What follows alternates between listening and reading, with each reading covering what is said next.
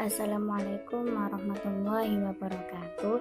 Kami dari kelompok 5 akan menjelaskan makalah kami yang berjudul Kemampuan Mengidentifikasi Alat-alat Pendidikan dalam Perspektif FPI. Di sini saya sendiri akan menjelaskan tentang pengertian alat pendidikan dan pengertian alat pendidikan Islam. Yang pertama, pengertian alat pendidikan.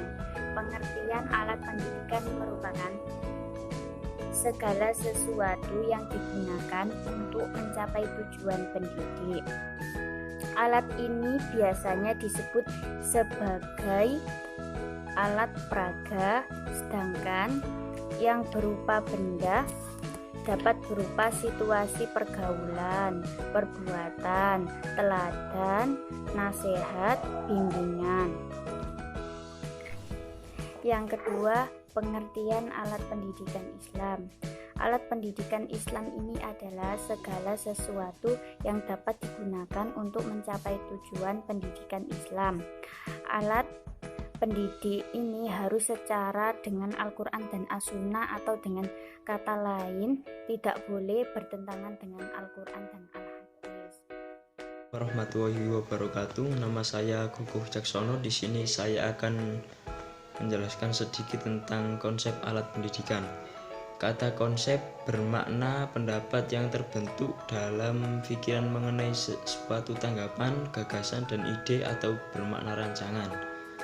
Konsep pendidikan Islam baik bermakna pendapat maupun bermakna rancangan mengandungi pembahasan yang sangat luas, diantaranya tujuan penggunaan alat. Yang pertama, mampu mengatasi kesulitan-kesulitan dan memperjelas materi yang sulit.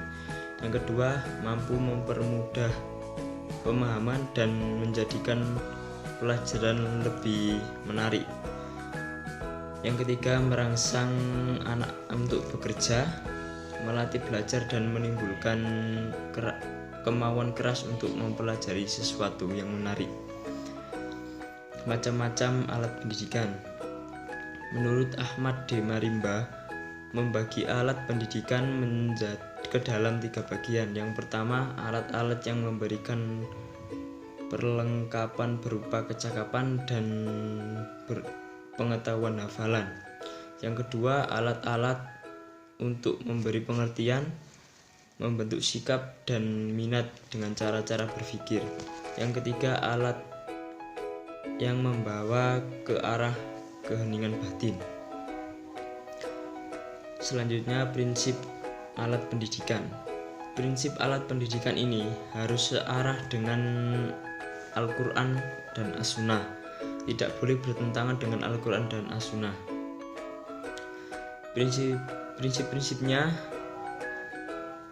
memudahkan dan tidak mempersulit, menggembirakan dan tidak menyusahkan, dan dalam memutuskan segala sesuatu hendaknya selalu memiliki kesatuan pandangan, tidak boleh berselisih sesama satu yang lain. Cukup sekian yang bisa saya sampaikan. Assalamualaikum warahmatullahi wabarakatuh. Lanjut yang ke poin D, yaitu contoh alat pendidikan Islam dalam kehidupan. Pada dasarnya, yang dinamakan alat pendidikan sangat luas sekali artinya. Segala sesuatu perlengkapan yang dipakai dalam usaha pendidikan disebut alat pendidikan. 2. Perintah dan larangan. Maksudnya amar ma'ruf nahi mungkar itu harus diterapkan dalam sistem pendidikan ini.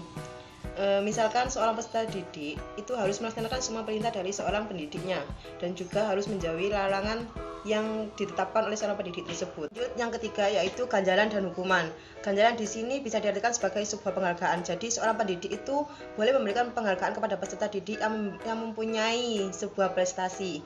Dan kemudian selain ganjaran ada juga yang namanya hukuman, yaitu segala sesuatu yang boleh diberikan sang pendidik kepada peserta didik ketika seorang peserta didik itu melakukan kekurangan dalam kegiatan belajar mengajar tersebut.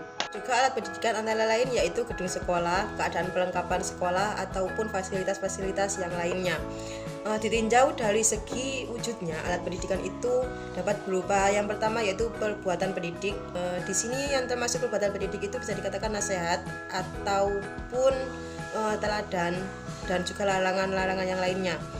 Yang kedua yaitu benda-benda sebagai alat bantu, seperti misalnya meja, kursi, papan tulis, dan lain sebagainya.